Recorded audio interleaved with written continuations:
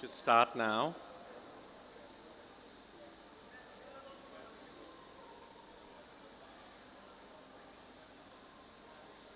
อ๋อเชิญเลยฮะเขาบอกว่าช่วงแรกเนี่ยผมกับเขานั่งด้วยกันสองคนเพื่อที่จะให้คอนเซนเทรตเรื่อง presentation แล้วก็จะได้อยู่จดฟังได้แล้วเดี๋ยวขึ้นมาพร้อมกันทีพี่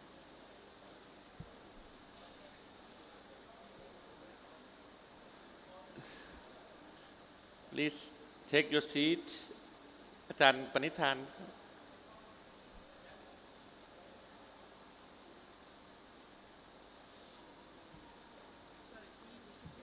Yes, so you can anywhere you feel comfortable. Okay, welcome you all. Good morning. I'm sorry we're late again. Okay, and today is a very important day, another day for July ASEAN Week, ASEAN in the changing global environment, which starts from July 15 until July 21st. Professor Sutipan was supposed to be the moderator for this session, but because he had to be involved somewhere else, as he's of course a very busy individual concerning ASEAN and everything. My name is Surat Horachaikul and I'm from Department of International Relations, Political Science, Chulalongkorn University. I also I'm also the director of Indian Studies Center of Chulalongkorn University, so we can see both of us here of Indian origin sitting together here. So it is somehow related to the Indian Studies Center as well. Of course, the format of the presentation today will start with Professor Amitav Acharya, and after he finishes his presentation, then I will invite all the discussants to join us here to contribute more. So you will take about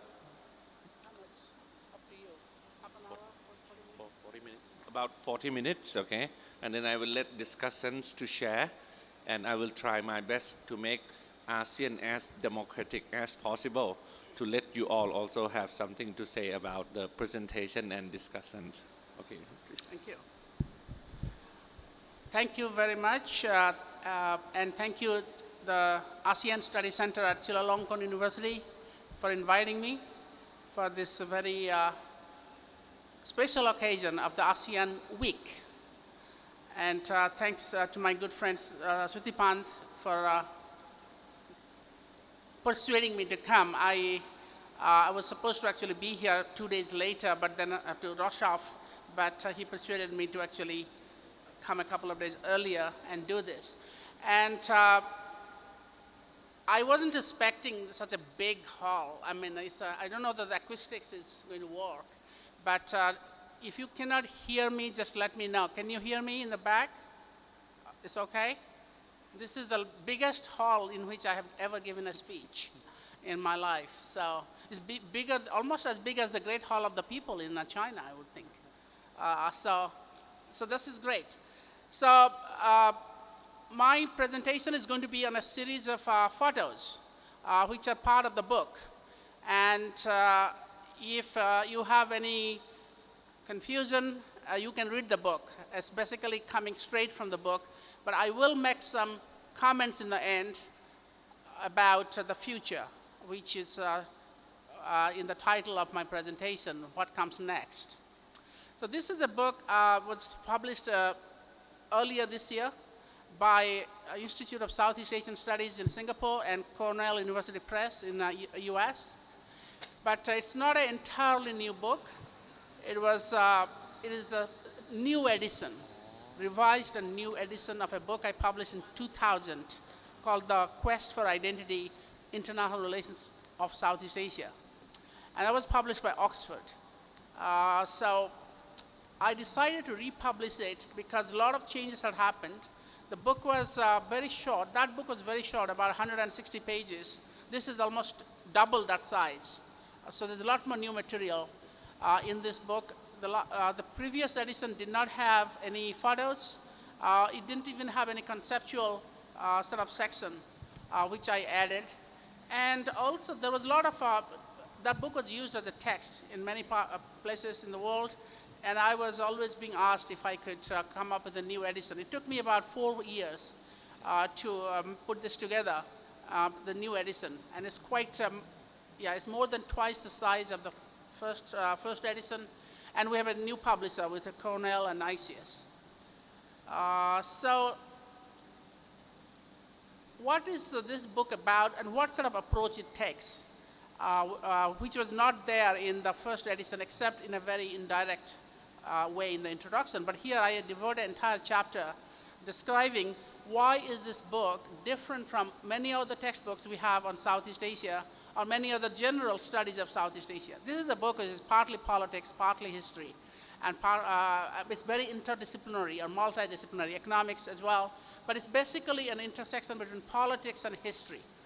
Those are the two major subjects or disciplines which inform the approach of this book. And so I take basically the framework of the book has 5 key elements. And that's what, together, they sort of set it apart from many other books, conventional books on Southeast Asia. The first is that the book is about the region. But whilst looking at the region as a whole, it looks at both ideational and material factors. It's not just geography, which is essential to a region, or the gross domestic product, economics, or geopolitics, but also culture, norms, and values.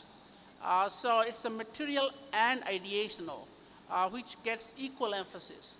The ideas about the region, ideas of regionalism, ideas about regional identity, very important in the construction of Southeast Asia, and both in the past and in the future as well.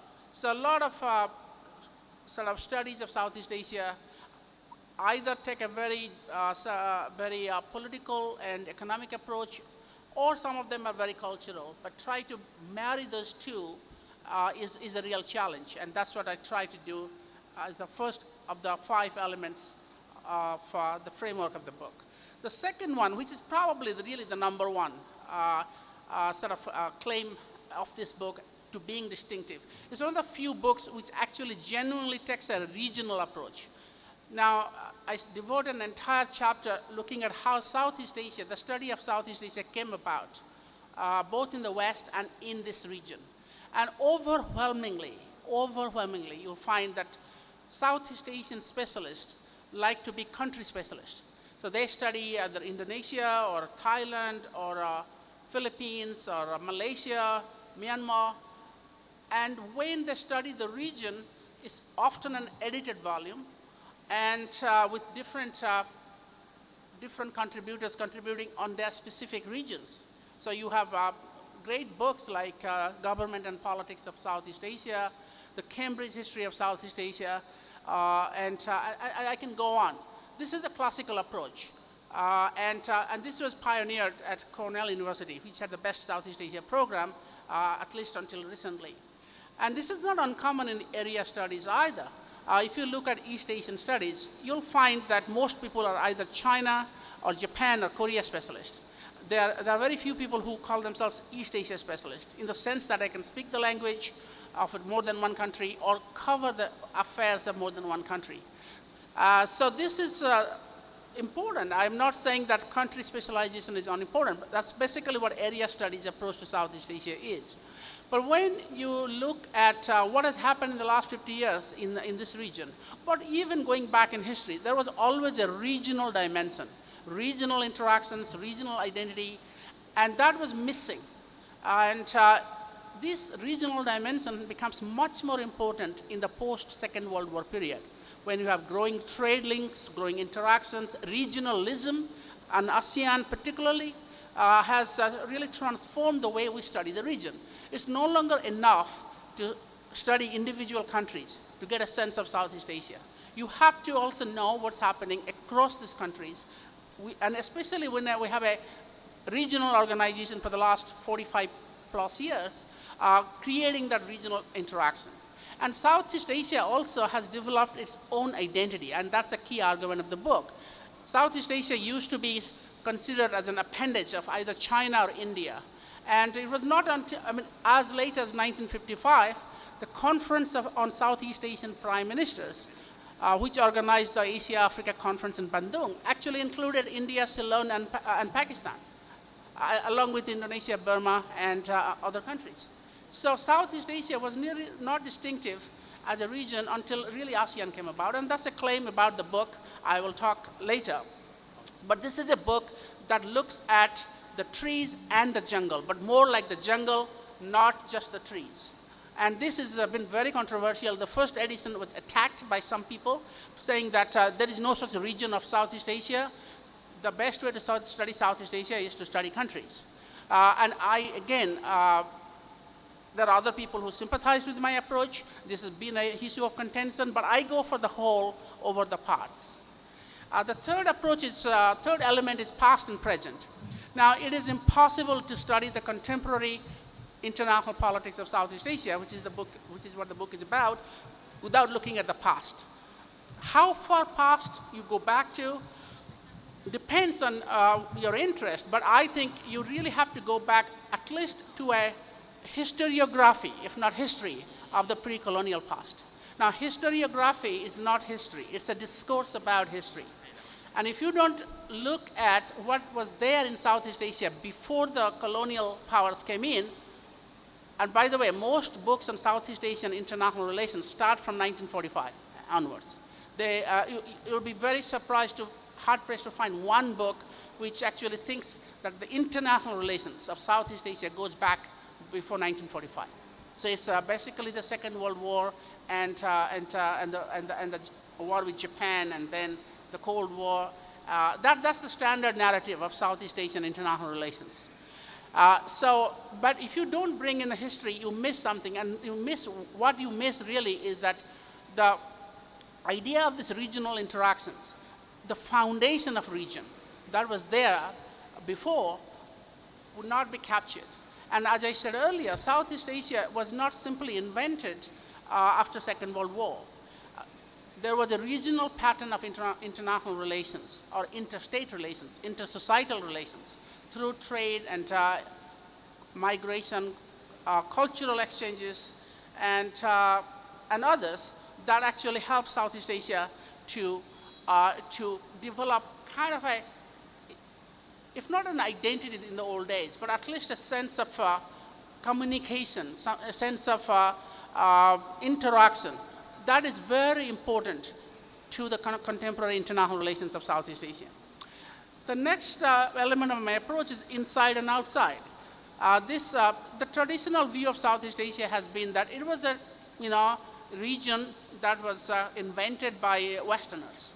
So you can start with the Southeast Asia Command of the Allied Powers, the Second World War under Lord Mountbatten, which was actually based in Kandy in Sri Lanka, or Ceylon those days. And then you talk about the Southeast Asia during the Vietnam War, gave big profile to Southeast Asia, at least in the United States. And a lot of academic centers, which actually developed both first in UK and then the US, and later in Australia. So those are the developments which has led people to think Southeast Asia is a figment of the imagination of Western academics, and also the working of Western geopolitics of Western powers. Now, my argument is that all there is truth to it, but the region could not have sustained itself if it didn't have support from within. It was not constructed from within. And that construction, to understand that construction, you have to go back in history, but also particularly look at the history of Southeast Asia since the formation of ASEAN. And it's the leaders of ASEAN, and to some extent the elite of ASEAN, that has actually created this region, sometimes as an imagination, sometimes as a construction, sometimes in a way that maybe belies the material unity of the region. This is a region with extreme diversity. It is different in terms of, the countries of this region are different in terms of culture, politics. I mean, just think of culture. How many religions you have in this region? You have Buddhism, you have Christianity in Philippines, Catholic religion. You have Islam, of course, in 3 of the countries. You have pockets of Hinduism in Indonesia, but also pre-Islamic cultures and societies here. And you have Confucianism in Vietnam and Singapore to some extent. And you have even atheism. Vietnam, after all, is a communist country. So this is extreme diversity. Political systems are different. The history of colonialism is, there's all the major colonial powers are here. The British were here, the Dutch were here, the French were here, the Portuguese, Malacca was the first real Western colony. The colonialism in Southeast Asia started with Malacca and then ended with East Timor in some ways. And you had the Spaniards and the Americans in Philippines. So this is a region of extreme diversity in terms of history, culture, and politics. So the fact that we still have a region called Southeast Asia could not simply have been done unless the people and the leaders of this region actually thought it to be so. And this is where the real credit to ASEAN belongs. And I'll illustrate that a little later. And then finally, and not the least, is permanence and transience. You cannot take Southeast Asia for granted as a region or as a distinctive regional entity. It wasn't there before, it may not be there in the future. And there are developments that are actually beginning to affect the future of this region. Especially with the rise of China and India, the 2 big civilizational powers in the history of Southeast Asia, who actually defined in some ways Southeast Asia's politics and culture.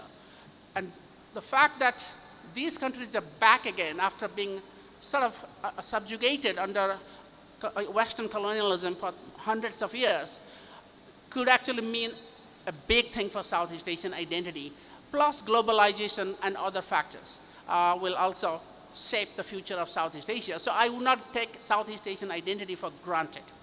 So these are basically the key approaches of the book, key elements of the approach of the book. And the chapters are divided along these 5 themes. The chapters are chronological, but they also fit into this thematic pattern. So I will very quickly let you take a look at it, then I go to the pictures.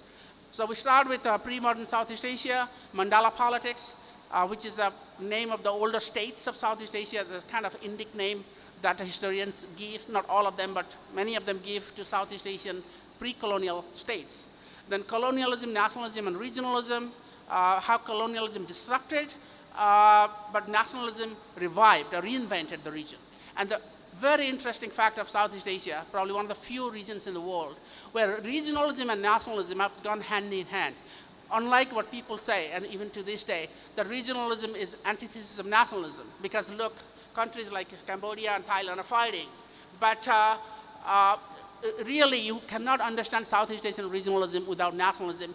Regionalism helped nationalism, and nationalism helped regionalism. I devote a chapter to that, especially the nationalist demand in articulating a regional vision and the regionalist support for nationalism, very important in making of Southeast Asia. Then I look at Southeast Asia Treaty Organization and the Bandung Conference, how they define the region. Then I go to the Cold War, great power rivalry, and the regional response. Here the wars in Indochina, the birth of ASEAN, division of Southeast Asia, ASEAN-Indochina rivalry or ASEAN-Vietnam rivalry, Cambodia conflict, ASEAN coming of age by managing that conflict. Then economic development and political change, transition of Southeast Asia from a resource economy like rubber or tin kind of things to import substitution strategies, to export promotion strategies. Then the vital role of Japanese investment in creating transnational production networks. And then I talk about authoritarianism and Asian values, how Southeast Asians originally believed, many leaders, not all of them, that democracy and development do not mix. That was really the ideology until the late 1980s, and that is changing quite dramatically now. And finally, globalization in the region, 1997, the economic crisis, terrorism, SARS, Hague, human rights and democracy, including in Indonesia and Myanmar, then the idea of ASEAN community, India and China, and the EAS, East Asia Summit, which is very important for Southeast Asian identity. Now, let's start with this. This is the first part, pre-modern Southeast Asia, the Mandala state, or Mandala kingdom, or empire, you might say, of Bagan, which used to be called Pagan. You've been there. And Angkor, one of the largest most powerful kingdoms of Southeast Asia. Champa, it's small, but a very dynamic trading country south of contemporary Vietnam, but was an independent country right until the 17th century. And you can look at some of the states of Southeast Asia in the 12th century. So you see Champa, you see Angkor, very large kingdom. Of course, Srivijaya had almost disappeared. I mean, it disappeared after the 12th century, but it was a maritime kingdom of major importance. And one of the things about Srivijaya and Angkor I would like you to pay your attention to, they do not coincide with the national boundaries of states of today. Srivijaya straddled part of southern Thailand. If you go to Chaya, for example, I have a picture of the temples of Chaya and Nakhon. That was part of Srivijaya. And so similarly, look at Angkor and look at contemporary Cambodia's territorial limit. You can't even see, by the way, the precursor to Ayutthaya and Sukhothai at this time. So these overlapping territories, which is what Mandala is about. Mandala is not a stable territorial nation state. It's kind of variable geometry of territories and authority. Authority diminishes from the center towards the periphery, but still there is a lot of interaction. And because we had this historical overlap in the territorial boundaries of Southeast Asia, it can have consequences, bad consequences, conflict, territorial disputes like Privia, but it also creates a sense of regional identity, that it was not all like foreigners to each other, that there were a lot of historical interaction, and with good politics, that can be turned into a positive force. With bad politics, that can be turned into conflict. And now look at 15th century, now we do have Ayutthaya. Angkor has kind of almost, it's disappeared. So Sukhothai, Ayutthaya take over, and Srivijaya disappears. We have Malacca, the most important maritime kingdom of the just immediate pre-modern period, and Majapahit you have in what is today Indonesia, and then you have, of course, Pagan has given way to Ava, the most powerful kingdom, I would arguably say, of that period, and with more than several dozens of wars with Ayutthaya, which led to the destruction of Ayutthaya. Bad memory again, and this is important, but on the other hand, tells you war is a form of interaction. So you cannot say that Southeast Asia became Southeast Asia only. If war is not a form of interaction, there will be no region of Europe, by the way, because Europe until the Second World War was full of wars. Many more wars in Europe among the European states than among the classical states of Southeast Asia, which is a point I make in the book. So war actually creates not only the state, but also region. And again, it can be done in both ways depending on the politics. And much as Southeast Asian politics has these divisions, by the way, and you know we have all kinds of history between Thailand and Burma, or Myanmar, Thailand and Cambodia, and we have conflicts based on historical memory and also legacies of those traditional histories. But on the other hand, it's nothing in Southeast Asia compares with China and Japan and Korea. Nothing. I just came back from Japan. The historical memory is there, working against the peaceful relations between the three countries, China, Japan, and Korea, are so overwhelming in Northeast Asia compared to Southeast Asia, which is why we have ASEAN that's possible in Southeast Asia. There's no ASEAN in Northeast Asia. Now moving on, this is kind of the early European entry into Southeast Asia. Age of Malacca was just ending, and this is the spice route. You can see from Middle East, Arab world, then to India, Western India, Eastern India, then come to where basically Malacca is, then goes up to China and further north, and also to the Spice Islands on the eastern part of Indonesia. Very important in attracting European colonialism.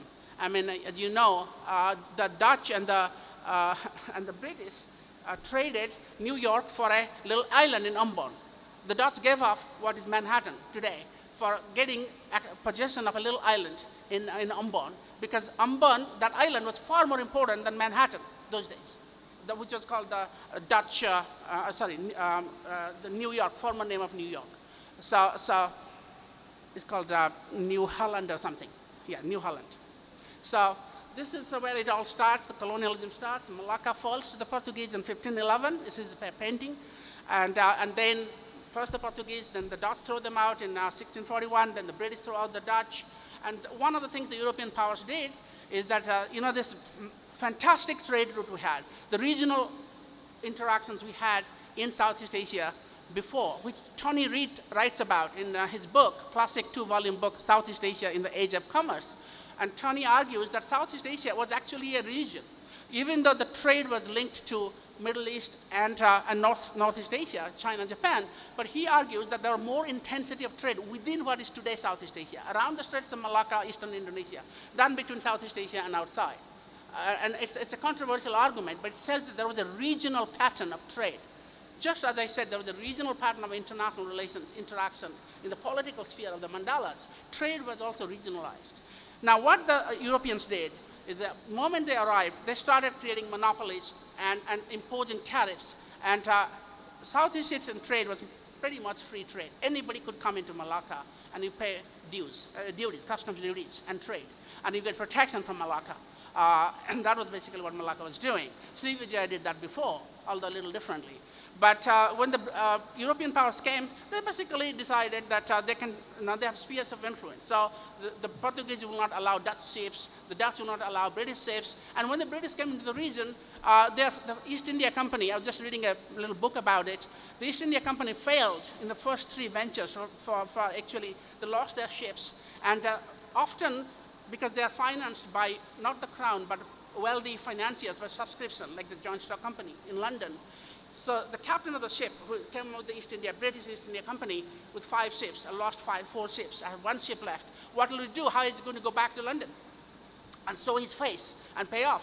Well, they simply raid each other. So they will basically do piracy, buccaneering, and capture a Portuguese ship. They are the most wealthy ships, or colonial power those days, and loot their property and all the belongings, go back to London and say, we made a profit. So trade and piracy was invented in that way. I mean, piracy was there.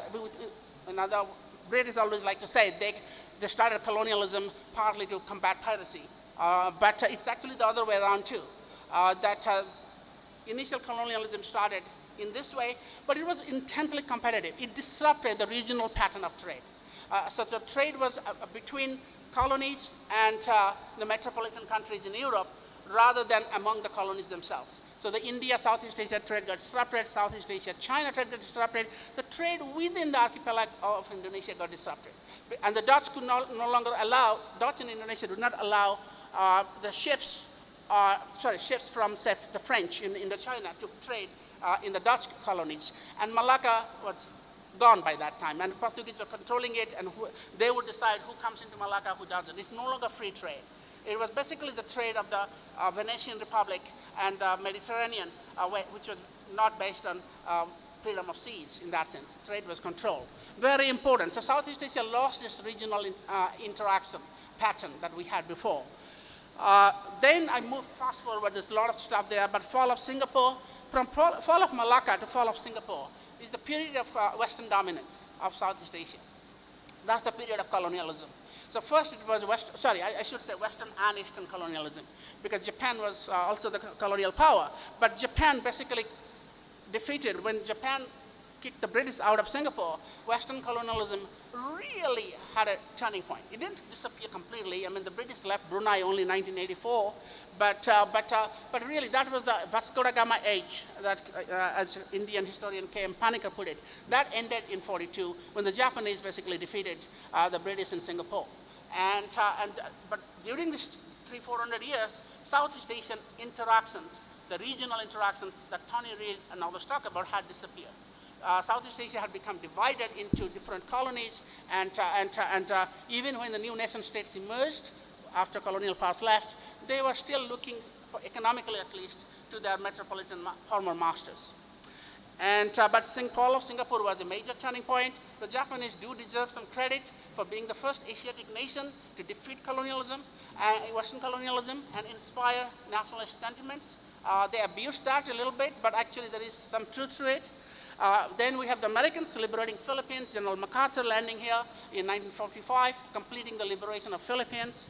And the Japanese surrender in Singapore under Lord Louis Mountbatten, who was the head of the Southeast Asia Command, which was not based in Singapore, but in Kandy, Sri Lanka, or Ceylon, which tells you that Ceylon was part of Southeast Asia those days. So after the Japanese surrender, we come to regionalism. Now, this is a person who embodies what I was telling earlier, the symbiotic positive correlation between nationalism and regionalism. That usually we see those two as antithetical. But Aung San actually has a vision and he wrote fantastic stuff. If you want to, you should read some of his writing. He said regionalism can help national liberation, so he talked about an Asian federation. And if that's not possible, a Southeast Asia federation. Or he talked about the defense of Burma in relation to the larger entity of Southeast Asia or East Asia. He also talked about integration with India. Very regionalist, and I devote quite a few pages to his thinking. But at the same time, he was the nationalist for Burma, who got Burma its independence. And this is the picture taken when he's arriving in London to negotiate the freedom of independence of Burma. And that sentiment, to me, continues today. And Southeast Asia is the region where you see this more than anything else. And again, I can't just go into detail, but I have a whole chapter on nationalism and regionalism. Then we move to the Cold War and the escalation of the Cold War and the great power rivalry and regional response. This is a major turning point. The French defeat in Dien Bien Phu in 1954, which was turning point not so much that the French left. That was going to happen sooner or later. Just like the Dutch had left Indonesia, the French was going to leave sooner or later Vietnam and Indochina. But this is what got Americans interested in Southeast Asia. Americans were not very interested in Southeast Asia as a political theater after they gave independence to the Philippines, and they were actually anti-colonial.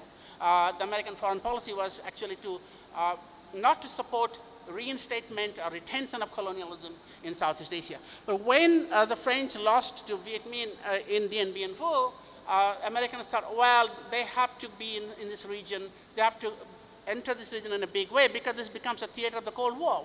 Why? Because the French were defeated by a communist, and communism is coming. So the United States gets involved in a very big way. The Cold War starts in a very big way in Southeast Asia.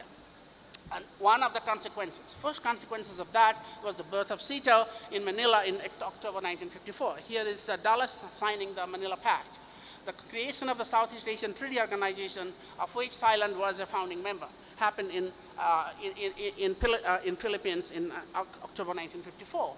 Now, the tragedy of SEATO was, well, some people say the good thing about SEATO was that it only had really two Southeast Asian members, Thailand and the Philippines. The other Asian members were like Pakistan was not part of Southeast Asia, although at that time still considered to be a little bit. Then we had the Western countries like Australia and Britain. But it was really the beginning of Cold War in a big way. And countering that was the Bandung Conference a year later, less than a year later, in fact 6 months later. This was the conference of Southeast Asian prime ministers. This is what I'm talking about. Tells you how regions are fickle. And this was Southeast Asia, UNU of Burma, John Kotilawala of Ceylon, Jawaharlal Nehru, major figure of Asian regionalism in that period, Ali Shastri Mojojo, of Indonesia, Prime Minister, and Muhammad Ali of Pakistan. The person who is not present here is Sukarno, who was the president of Indonesia. He gave the opening speech at Bandung. Now, this conference, by the way, was, of course, the turning point of not only Southeast Asia, but Third World, what is called the beginning of the non-aligned movement and the Third World. And one important thing here I like to bear in mind, apart from the fact that South Asia and Southeast Asia were not split at that time, the term South Asia that we understand it from India and Pakistan, Sri Lanka, was still very much mixed up with what we call Southeast Asia today. But the other thing is India was the leader of Asian regionalism at that time. Not today, but that time. A very big change, and the Bandung actually crystallized that. But the Bandung Conference, which also had the debut of Communist China, the first major international conference that Communist China attended without the Soviet Union being present, was really also had a lot to do with ASEAN, and people don't realize it. Now, there was no correlation directly, but at that conference, the countries of Southeast Asia, including Thailand and Philippines, realized that they cannot have a regional group with India and China as members, because they're too big and they have different politics. India and China got into friendship and competition. Nehru and Chou En-lai were friends, and they were competitors in Bandung. And when the Southeast Asians were watching them, and it was Prince Wan, who was the secretary, sort of the rapporteur of Bandung. People like Prince Wan and Carlos Romulo, they realized that there is no Asian regionalism with India and China, because by definition, these two countries are going to dominate, and the smaller states of Asia, like Southeast Asia, will be dominated by them. And either these two countries will fight, or they make love. Either way, the grass will suffer. And this, less than a decade later, just over a decade later, rather, led to ASEAN, 1967, which did not include China, did not include India. So we have the Bangkok Declaration. After a game of golf in Bang Saen, ASEAN, the 5 foreign ministers actually came to Bangkok and signed the Bangkok Declaration. So this was, of course, Thailand, Philippines, Indonesia, Singapore, and Malaysia, 5 countries. So there's a lot of history there, and most of you are familiar with this. But again, you can follow this up by reading the chapter. It took ASEAN about close to 10 years to have its first summit, because ASEAN was very rickety. There was the Philippine-Malaysia conflict over Sabah. There was, of course, the Singapore-Malaysia conflict, Singapore-Indonesia conflict. But the Philippine claim to Sabah almost wrecked ASEAN and made it difficult for ASEAN to keep going. But in 1976, on the heels of the US withdrawal from Indochina in 1975, the ASEAN decided time to get serious, because they have a common problem. The common problem is how to survive in this very uncertain post-American withdrawal phase, when they're all facing communist movements at home, and supported by China and the Soviet Union. And Vietnam was making kind of very angry noises about ASEAN, because Vietnam thought ASEAN was SEATO through the back door. It was kind of an imperialist plot. Since the Americans couldn't get SEATO going, after Bandung, SEATO never got another new member. India and Indonesia rejected Eisenhower and the British invitation to actually join the Manila Pact, or even attend the Manila Pact. So SEATO was kind of delegitimized. But ASEAN was coming up, because Bandung could not actually fill the void of regionalism either. So ASEAN was coming up. But when ASEAN came to 1976, it was a whole new ballgame. It was the superpowers withdrawing. Even countries like Thailand and Philippines, who are members of SEATO, treaty allies of the United States, realized they cannot rely on the United States, because the United States was leaving the region. There was Nixon Doctrine in '69, which said the United States would not get involved in a major land war in Southeast Asia. Again, the British were withdrawing from east of Suez, also around that time. And then the Americans finally left in '75 from Vietnam. ASEAN had to do things on its own. And Thailand and Philippines decided they also need to change tack, and the joined Malaysia and Indonesia were already kind of more into non-aligned mode to form ASEAN, and on the shadow of also domestic insurgencies in all these ASEAN countries. Now, moving on, it's a long story. We had from 1976, 1979, unstable peace between ASEAN and Vietnam, and ASEAN invited Vietnam to join the group, but Vietnam thought ASEAN was enemy. It's an imperialist plot, new SEATO to the back door, so refused to do so. And then Vietnam, of course, falls out with its Khmer Rouge allies in Cambodia, invades Cambodia, and then Southeast Asia really gets divided. Because one of the fears was that what happens after Cambodia? Would the Vietnamese troops cross over into Thailand? And since Thailand is an American ally, and also Khmer Rouge and the regime actually sheltered itself in the border area between Thailand and Cambodia. So when Vietnamese troops are chasing the Khmer Rouge, they cross over. And you know the story, that's the time when I got into Southeast Asian studies. And I remember talking to some of your generals. General Sayud Kordapol, for example, gave me a lot of very good information on this, about how Thailand actually planned to counter various contingencies about a spillover of the Vietnam attack on Khmer Rouge and Cambodia into Thailand. And, but the good thing about ASEAN, and this is where ASEAN comes of age. Now, and people forget this. This is called the Paris Peace Agreement. This is a misnomer. This should have been called the Jakarta Peace Agreement or Bangkok Peace Agreement, because for the first 5 years of the Cambodia conflict, China and the Western countries had no interest in solving the problem. They wanted to humiliate Vietnam and bleed Vietnam, and through that, the Soviet Union. This was the period of the Reagan period, Reagan doctrine, 1981. When Reagan came into office, he had a policy of rolling back communism by bleeding communist takeovers in Afghanistan with